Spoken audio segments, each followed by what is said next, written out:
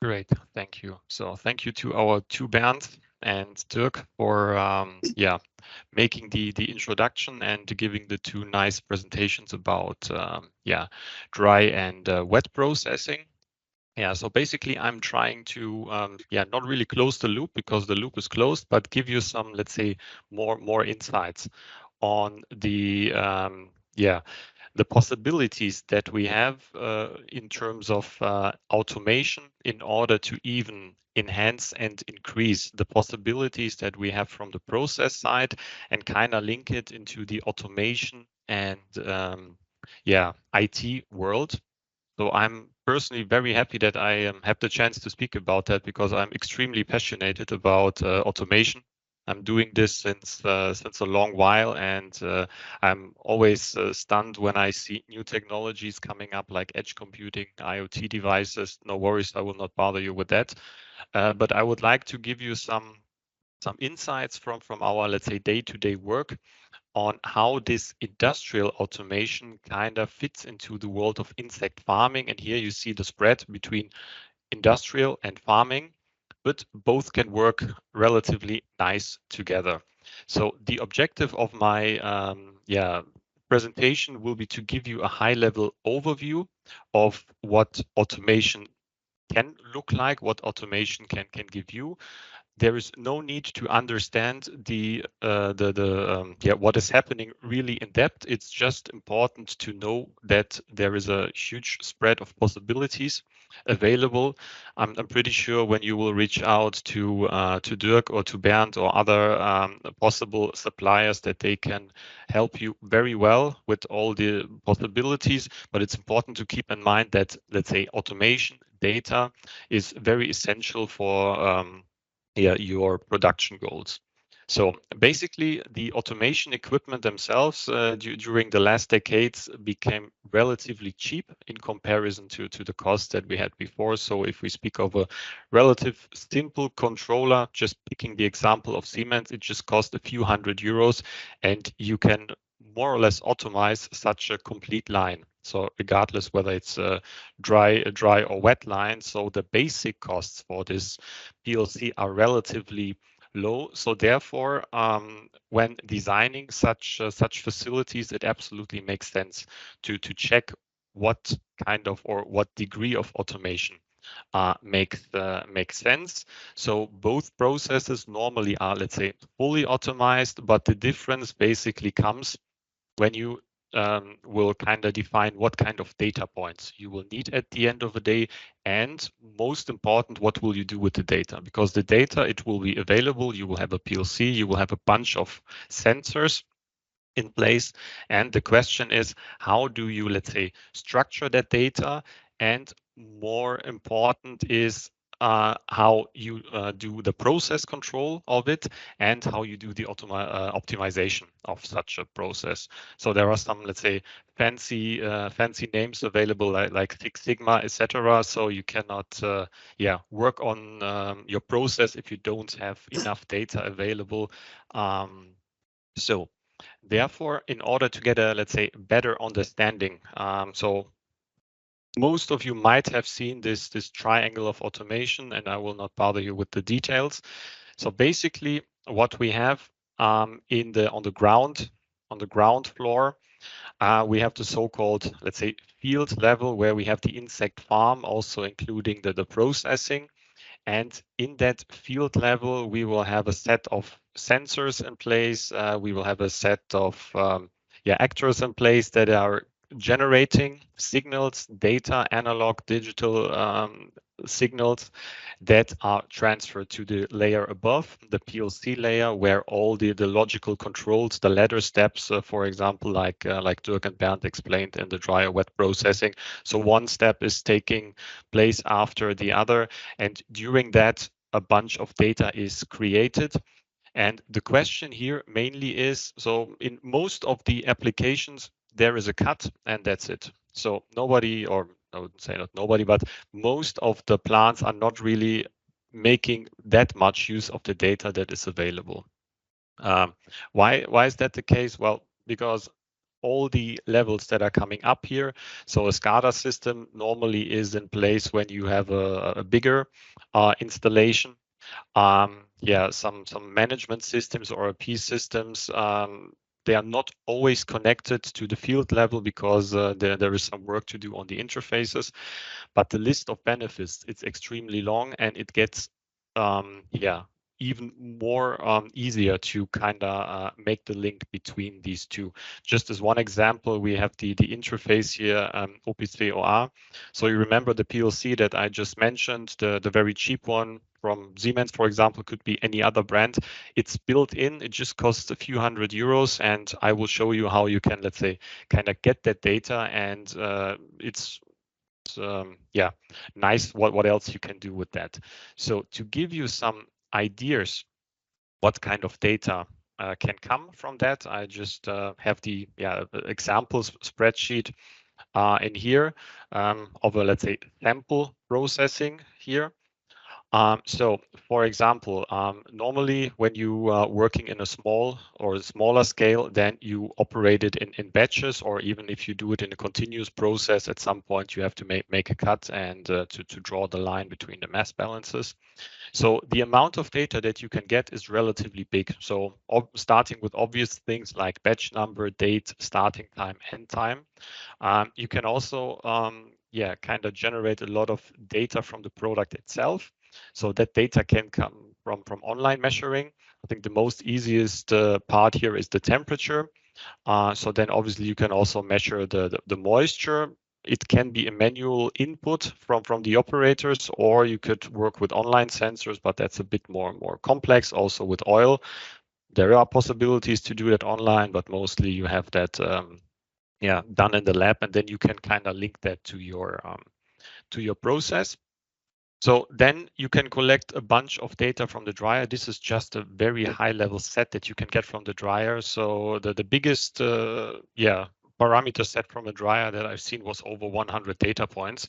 And if you imagine that these data points, you can get them once a second, you can imagine what kind of huge matrix you can build with this data. In terms of the screw press, same story. So there you don't have like 100 data points, but we can generate a significant amount of data. And then at the end of the day, either online or by hand, you will get the batch results. And here it starts to get really interesting, because if you would like to monitor your process, then you need to understand how you can link these results to the process parameters here. So there are some, let's say, simple built-in functions if we stick to the example of a spreadsheet. So a spreadsheet can do the work. You can link it to historical data. You can do some artificial intelligence stuff with that. But normally that's an overkill. So here, just a simple look at the numbers can give you a lot of insights, and experienced operators, they would love to work with this set of data, because they know exactly what is happening, and they know how to, let's say, improve their process. So I briefly touched this point. So capturing the data, this is one thing. Handling the data is the other thing. So just to give you some examples how the data is normally captured. In a very simple setup, a handwritten spreadsheet that is well designed with the relevant parameters. This is already an excellent starting point, because if you would like to improve the process with higher performance, higher reliability, you cannot just simply start. You need data. Without data, you cannot measure anything. So therefore, a spreadsheet is a good starting point. If we have it automized with an HMI, with the SCADA system, in most of the cases, we have a built-in visual trend function. That trend function can also have an archive that goes back, whatever, or the amount of data sets that you have purchased from your vendor. You can also create automatic CSV files or Excel files that are stored on a local device. They can be stored on the network. So here you can go back years and years and years and check what was out there. Then you have the OpenCR client server connection. So I think in the handout you will see it more clearly. So it's extremely simple. I was really astonished when I first tested it a while ago. So this is a built-in function in the PLCs, and here you have a freeware that you can freely download, and you can check all this data sets that you are getting. So in this case, it's from a BSF production site where you get data points from a screw press. You can get currents, speed, dosing speed, temperatures, and this entire setup costs around 200 euros. So it's nothing. You need Ethernet, you need a simple controller, and that's it. And on the other hand, here, you have some more advanced features like industrial edge computing. They have kind of built-in functions where you can create your own dashboards. So there are multiple vendors on the market where you can get these industrial edge computing devices. They are storing the data either locally or they are storing it in the cloud, and you can get really, really nice insights from that. So most important, so after we have highly scratched the surface of what's possible, so why should we do that and why should we make use of the data? So the answer is pretty obvious. Yeah, so the entire world now is living on data, and some people say that data is the new gold. Well, if you know how to use it, that might be the case. So basically, the idea behind that you cannot optimize your process if you cannot measure it. So that this is something that you have from multiple other industries. So this is not new and not only specific for the processing plants. But if you speak of things like processing capacities, if you speak of OPEX, so Dirk touched the point that operational costs are extremely crucial. And if you don't have any idea how much energy your process is using, and you can easily get all that data from your automation, it will be really hard for you to make some business models that will kind of validate what you're actually doing.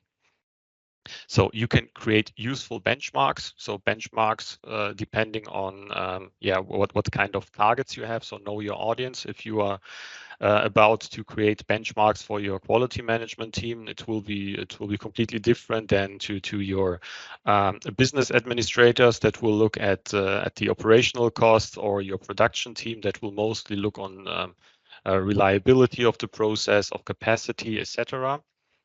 The other thing is that obviously you would like to reduce the variation in your process. So the list of potential topics that can influence the process are relatively long. And if you can measure it, you have a great starting point in order to reduce the variation, to keep your quality high, and also to optimize your process. So you can run, as I mentioned, a set of data analysis. So some very simple built-in functions from Excel or other programs. That's very, very straightforward. You can improve the availability and basically get a very good understanding of the process for yourself, or if you have new operators coming in order to show them what is happening. You have a brilliant quality control, so your quality management team will love you if you can supply them with a big set of data. And as I mentioned, you can run reports, manual reports, automatic reports that give you full insights of what is happening.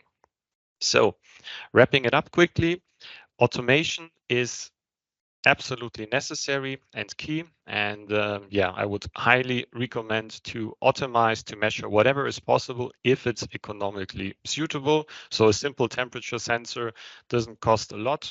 If you use an infrared sensor, it will cost you 20 times of these costs. So therefore, always keep the economical scale in mind. Collect as much data as possible. So data storage, it's not really expensive anymore. So you can easily get cheap drives, or you can use cloud to store that. The other thing that I already mentioned briefly is that you don't need to learn in depth what is happening on the automation. It's just crucial to understand what's possible with that, because it will help your business to thrive, and it will also help you to improve your overall production. So technology, it is evolving extremely quickly. So it's really tough to keep up with everything that is coming up, not only in let's say in daily life, what comes with new IT solutions. It's exactly the same case for automation. So availability is important and safety is extremely important. By safety, I mean cybersecurity. So that means if you set this up, availability should be priority number one, then safety, and then cost. So obviously, everyone has a different interpretation, but if it's not safe, then it's not available. And if it goes down due to a cyber attack, that's a huge mess. So you should avoid that. And lastly, I would highly encourage you to follow our upcoming webinar series to learn more about the insect world in general. And very likely there will be also some interfaces to automation and to the process topics that we just recently covered. And I would say I reached the end of my presentation well in time. Many thanks.